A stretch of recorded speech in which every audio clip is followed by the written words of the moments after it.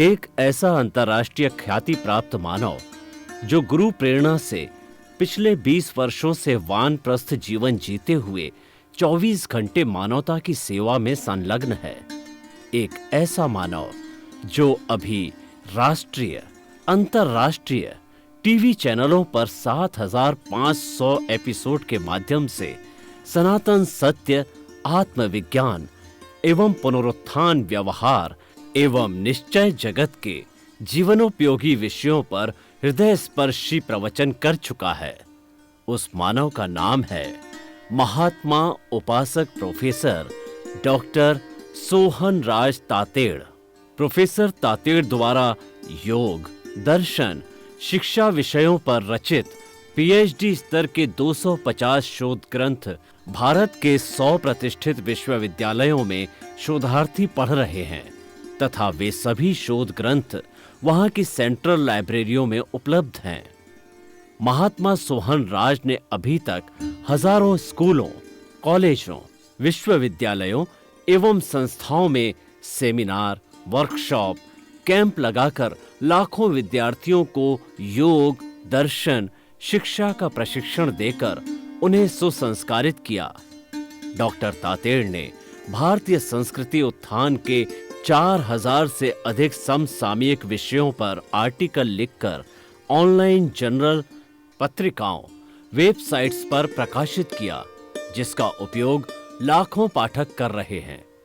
उपासक तातेड़ के 5,000 से अधिक आज का सुविचार, आज का शुभ संदेश, आज का मंगल भावना योग आदि चिंतन websites, Twitter, blogger, Facebook, YouTube माध्यमों से लाखों लोग अपना जीवन निर्माण कर रहे हैं।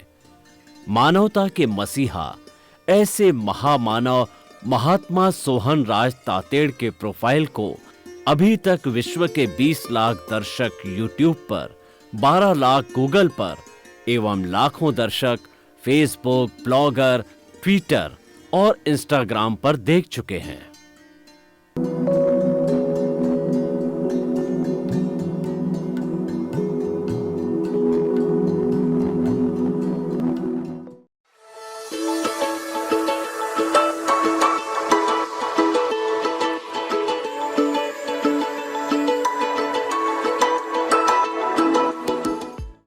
आइए, सुनिए, देखिए, समझिए सनातन सत्य।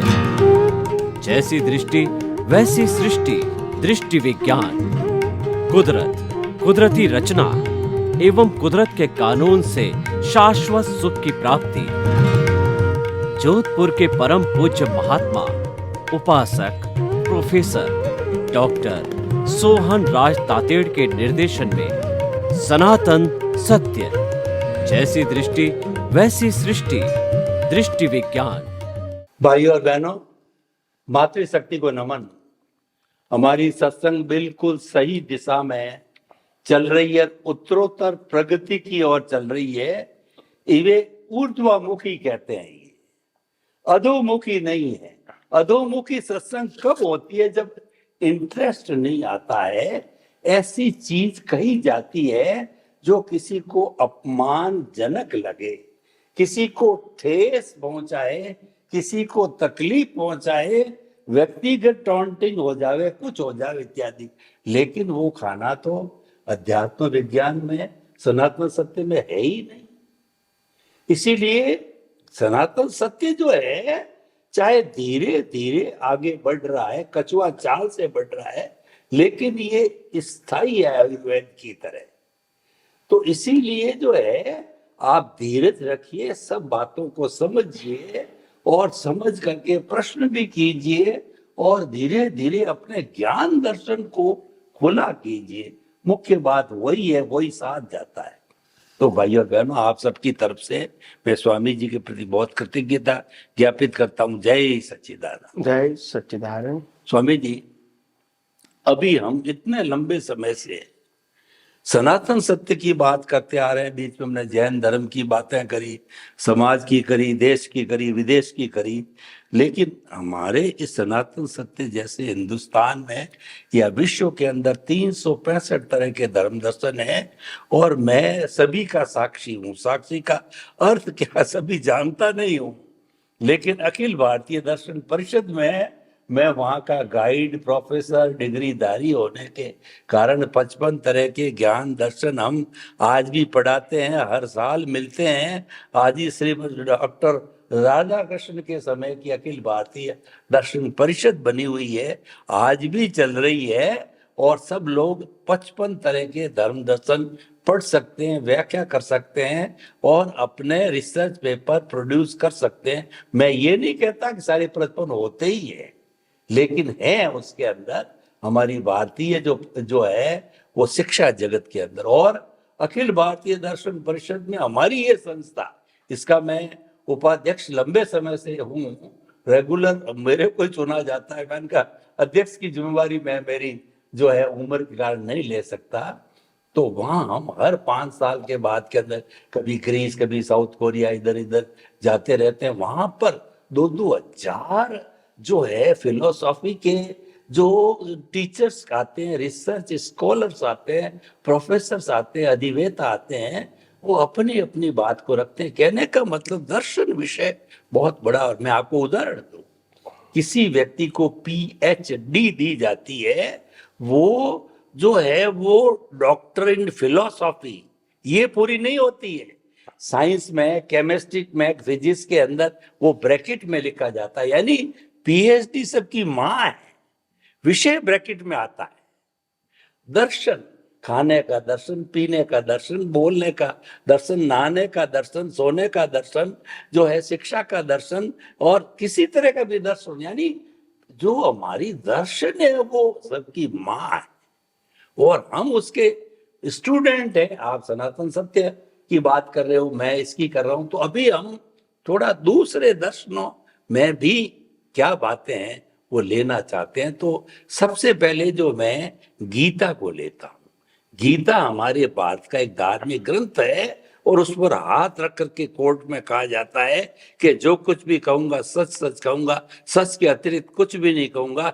इतनी उसकी मान्यता भगवान के बराबर है, ये इतनी सबसे पावरफुल है। उसके अंदर 18 दिन युद्ध के मैदान के अंदर गीता जो है लिखी गई और 18 दिन में 18 अध्याय भगवान कृष्ण ने प्रमोट करने के लिए, अर्जुन जब शिथिल पड़ गया तो बताए गए, जिसमें पहले जो 6 है वो कर्म योग के हैं, दूसरे भक्ति योग के 6 है और तीसरे जो है ज्ञान योग के, और सबका निष्कर्ष तो एक जो है अंत में आता है ध्यान योग आता है निष्कर्ष उपसंहार रूप में। तो मैं ये कहना चाहता हूँ स्वामी जी कि भगवान कृष्ण ने जो उपदेश दिया अर्जुन को और वो तैयार हुआ हथियार डाल करके, और ये 18 दिन ही उपदेश चलते रहे, तो उन सभी उपदेशों को जो जोड़ते हुए मैं आपसे जो है वो निवेदन करना चाहूंगा कि वो हमारे सनातन सत्य और जो है अध्यात्म विज्ञान की दृष्टि से वो क्या मेल खाते हैं, मेल खाते कि नहीं खाते हैं, उसमें कोई डिफरेंस है या समानांतर है या पूर्व है, यानी हम क्या हमारी जो गीता को भी जो है वो इसके अध्ययन का एक भाग बना सकते हैं सनातन सत्य का। मैं जो है उस दृष्टि से नहीं कह रहा हूं कि ये जो है वो रियल पुरुषार्थ है या रिलेटिव है, वो बात मैं नहीं कह रहा हूं। मैं तो एक जो है वो तुलनात्मक कहिए या आपसी संबंध की दृष्टि से कहिए, कृपया इसके बारे में थोड़ा खोल करके बताइए। प्रश्न के लिए धन्यवाद। सबसे बड़ी बात ये गीता के अंदर जो भगवान कृष्ण ने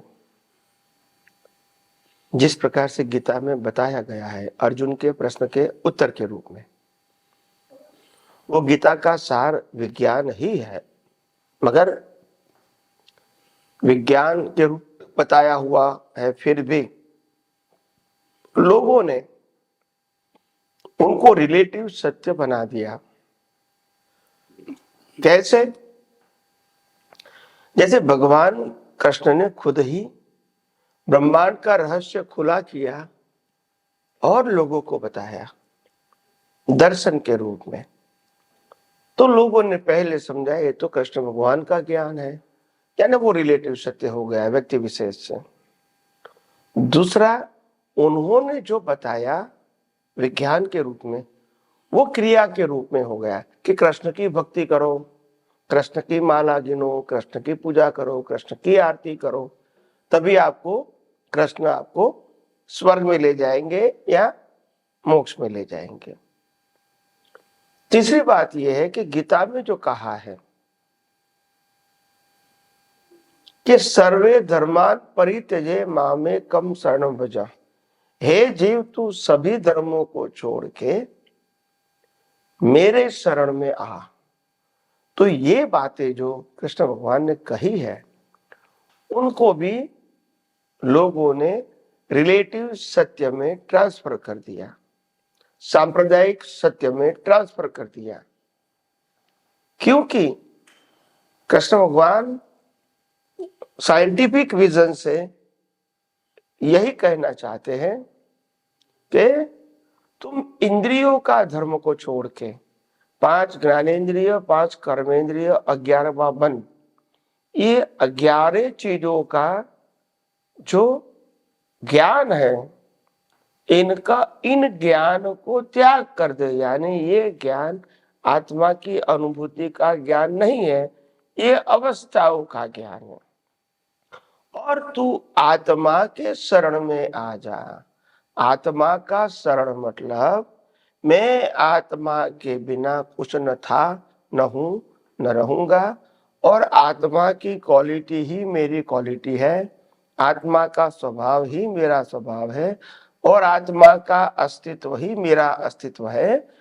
ये आत्मा की शरण में जाने का रास्ता था। मगर उस रास्ते को छोड़कर लोगों ने कृष्ण भगवान के शरण में जाने को कहा और अन्य धर्म मतलब और सांप्रदायिक धर्मों को छोड़ने की बात बताई।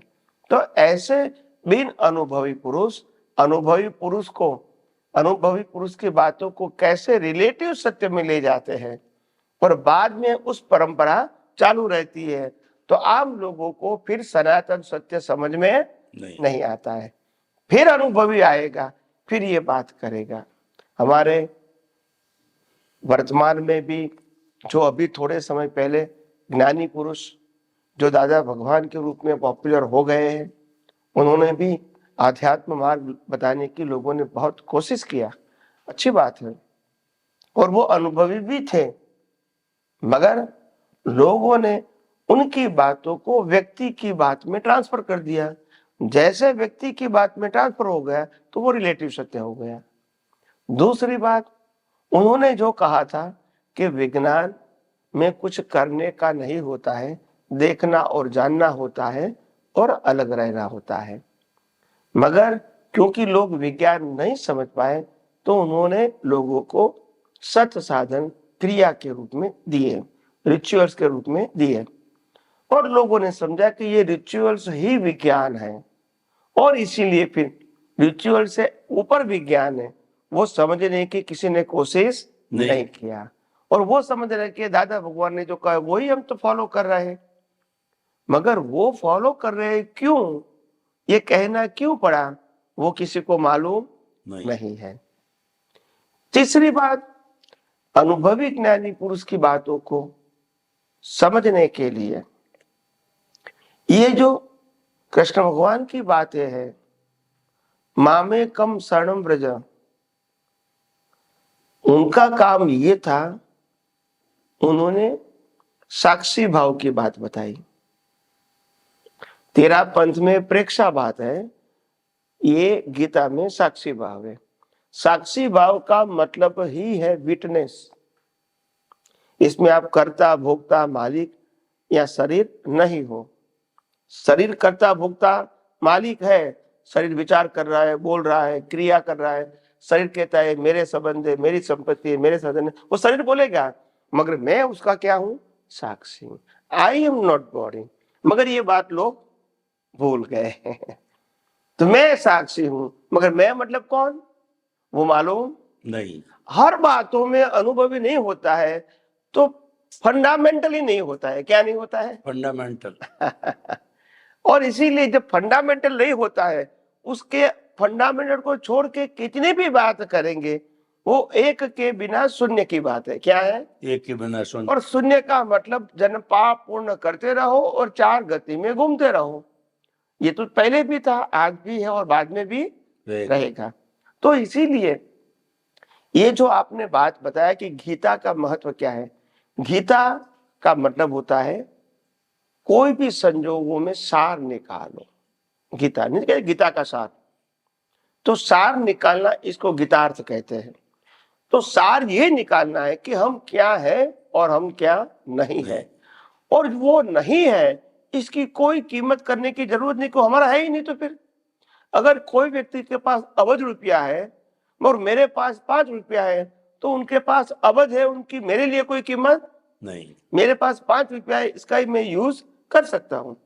तो ये बात जो होती है कि ये गीता में जो बताया गया है सार निकालने की क्षमता, लोगों ने सार नहीं निकाला, मगर गीता को कंठस्थ करके गीता को ही भगवान मान लिया, गीता को ही कृष्ण भगवान की मालिकी मान लिया, और गीता की पूजा करना और गीता के माध्यम से कृष्ण भगवान की पूजा करना, उसी मार्ग को उन्होंने मुक्ति का मार्ग बता दिया। तो इसीलिए फिर सनातन सत्य सिद्धांत शब्द फिर वहां आएगा नहीं, वो संप्रदाय सत्य हो गया। तो इसीलिए ऐसे समर्थ पुरुष ने जब ये गीता अपने मुखारविंद से दुनिया के सामने जब पेश किया अर्जुन के निमित्त से, उस समय तो वो रिलेटिव सत्य नहीं था, मगर बाद में बिन अनुभवी पुरुषों ने उसको रिलेटिव सत्य दृढ़ता से बता दिया और लोग फिर उसको फॉलो भी करने लगे। तो फिर अभी तो कोई बैक में जाएगा नहीं। फिर कोई अनुभवी आता है तो वो सनातन सत्य बताने की कोशिश करता है, मगर दुनिया को समझने में उनकी कोशिश के बाद रूपक में आने में बहुत समय लगता है। तो इसीलिए हम यही कहते हैं कि गीता एक महान ग्रंथ है। उन्होंने व्यवहार निश्चय दोनों की बात कहा है, और जितना गीता का सार समझ में आए लोगों को अच्छी बात है।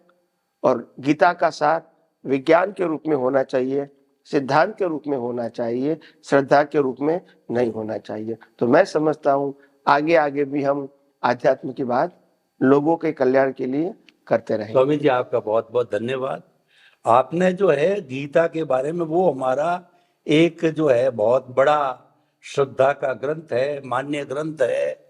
और उस वक्त भगवान कृष्ण ने जो अर्जुन को कहा था वह तो वास्तव में सनातन सत्य था, लेकिन क्या के बीच में अनुभवी पुरुष मिले नहीं, तो उन लोगों ने उसका इंटरप्रिटेशन कहिए, भावार्थ कहिए, उसका अर्थ है वो रिलेटिव ट्रुथ के अंदर डाल दिया। दादा भगवान का भी आपने एग्जाम्पल दिया कि उन्होंने तो सनातन सत्य की बात कही थी, अपनाने की बात कही थी, लोगों के समझ में नहीं आता रिचुअल करके, और वो उसके अंदर जो रिलेटिव ट्रुथ के अंदर डाल दिया। तो ये होता क्यों है कि ज्ञानी पुरुष की हाजिरी लुप्त हो जाती है, वो नहीं रहते, तब बीच बीच में ऐसे जो आते रहते हैं। खैर कुल मिलाकर के बहुत ही महनीय जो है हमारे लिए ये ग्रंथ है, और सब हम उसकी जो है करते ही है, उपासना मान्यता है ये। स्वामी जी अब मैं एक दूसरा बड़ा दर्शन जो हिंदुस्तान का है वो वेदांत दर्शन, जो वेद चार है वो ईश्वर कृत कहे जाते हैं।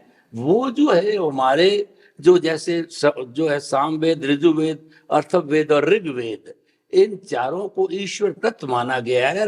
उसके बाद के अंदर जो है 108 उपनिषद भी लिखे गए, जिसको वेदांत कहा जाता है। वेद का अंत, वेद की डॉक्यूमेंट्री, वेद की कमेंट्री, भाष्य, टीका, चूर्णी वगैरह बोलते हैं, वो आचार्यों के द्वारा लिखी गई है।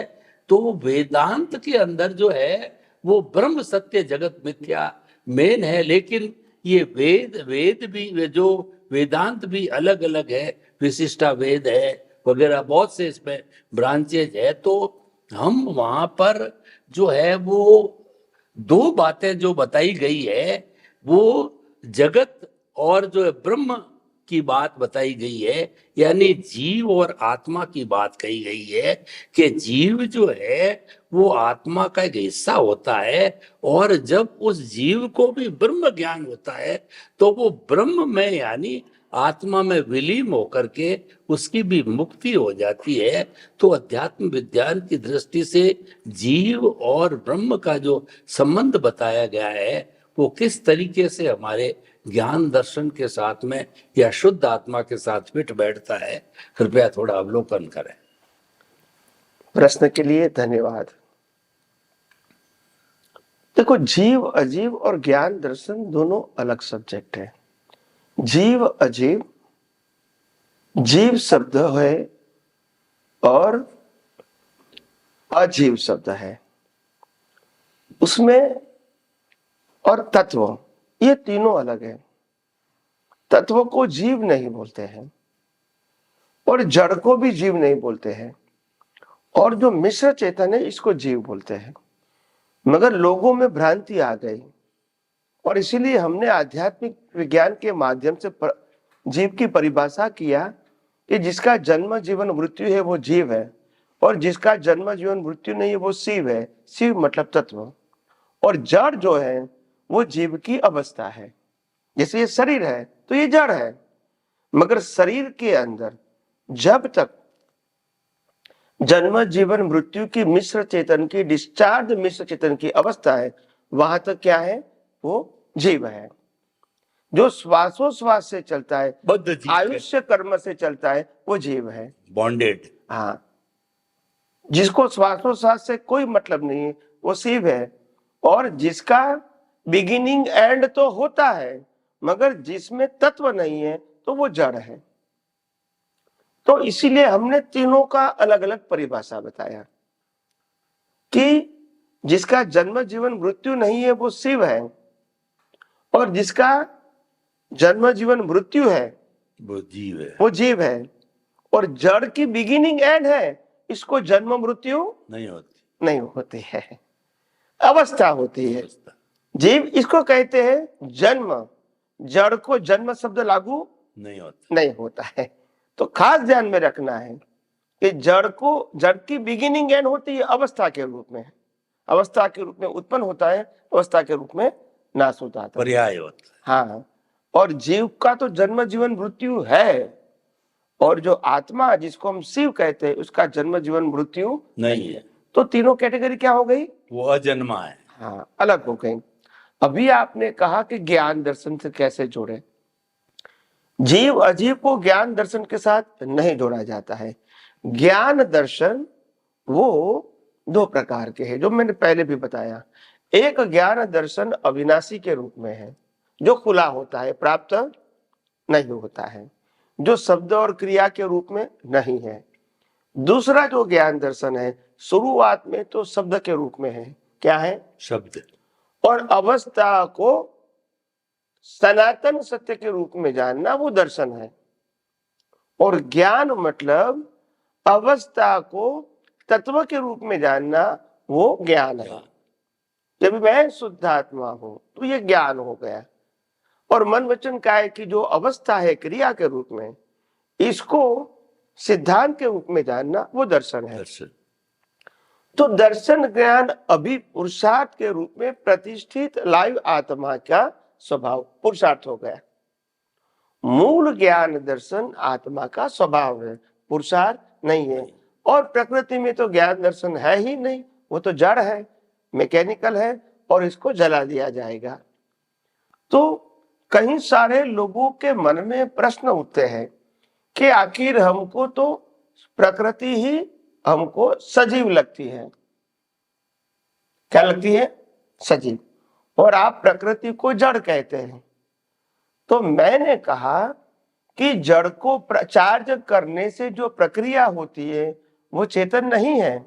आज हम टॉयज बनाते हैं, टॉयज भी बोलते हैं, आंखें खोल बंद करते हैं, हाथ पांव हिलाते हैं, चलेंगे दौड़ेंगे, तो क्या उसमें चेतन है? तो प्रोसेस के साथ आत्मा होना, इसको जीव कहेंगे। प्रोसेस के साथ आत्मा नहीं है तो वो जड़ की अवस्था है। तो तीनों कैटेगरी अलग अलग है। अवस्था, आत्मा में कोई अवस्था नहीं है, आत्मा का जन्म मृत्यु नहीं। नहीं है। और जड़ के अंदर जन्म जीवन मृत्यु है क्योंकि आत्मा है, इसीलिए उसको जीव कहते हैं। और अकेले जड़ के अंदर जन्म मृत्यु नहीं है तो उसको जड़ कहते हैं, और या तो जड़ की अवस्था कहते हैं। तो ये तीनों कैटेगरी क्या है? अलग है। और यहाँ भी तीनों कैटेगरी आत्मा, प्रतिष्ठित आत्मा, प्रकृति, तीनों क्या हो गई? अलग हो गई। तो इस प्रकार से आध्यात्म विज्ञान को जो समझना है वो गहराइयों से समझने की कोशिश करो, क्योंकि शास्त्रों में या धर्मगुरु के माध्यम से जो बात होती है वो तो रिलेटिव सत्य ही रहेगी। और रिलेटिव सत्य की बात के अंदर हम सनातन सत्य को एडजस्ट करना चाहेंगे, कभी नहीं होगा। ब्रह्म शब्द में हमारे वेदांत में कहा गया है कि ब्रह्म सत्य जगत मिथ्या। तो दोनों सत्य है, जगत रिलेटिव सत्य है और ब्रह्म सनातन सत्य है। इसी प्रकार से समझोगे तो ही ब्रह्म की बात समझ में आएगी। स्वामी जी, आपने वेदांत को बहुत अच्छी तरीके से संक्षेप में जो हमारे सनातन सत्य से जोड़ करके बताया, यानी कि ये धर्म दर्शन कहीं न कहीं सनातन सत्य से अवश्य जुड़े हुए होते हैं। तो आपके प्रति बहुत बहुत कृतज्ञता।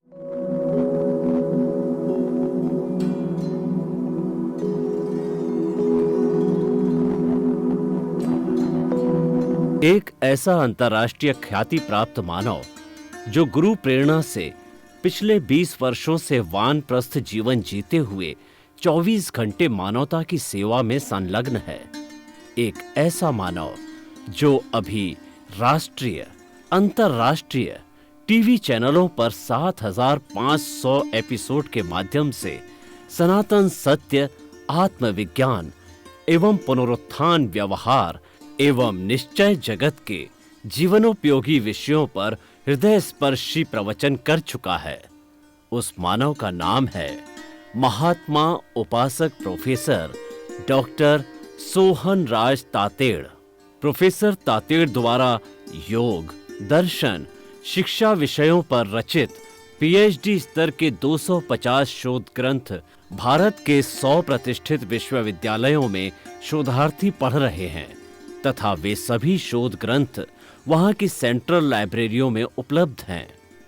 महात्मा सोहन राज ने अभी तक हजारों स्कूलों, कॉलेजों, विश्वविद्यालयों एवं संस्थाओं में सेमिनार, वर्कशॉप, कैंप लगाकर लाखों विद्यार्थियों को योग, दर्शन, शिक्षा का प्रशिक्षण देकर उन्हें सुसंस्कारित किया।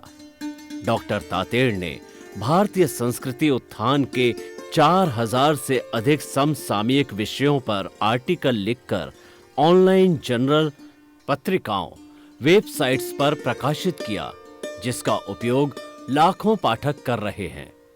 उपासक तातेड़ के 5000 से अधिक आज का सुविचार, आज का शुभ संदेश, आज का मंगल भावना योग आदि चिंतन websites, Twitter, blogger, Facebook, YouTube माध्यमों से लाखों लोग अपना जीवन निर्माण कर रहे हैं। मानवता के मसीहा ऐसे महामानव महात्मा सोहन राज तातेड़ के प्रोफाइल को अभी तक विश्व के 20 लाख दर्शक यूट्यूब पर, 12 लाख गूगल पर एवं लाखों दर्शक फेसबुक, ब्लॉगर, ट्विटर और इंस्टाग्राम पर देख चुके हैं।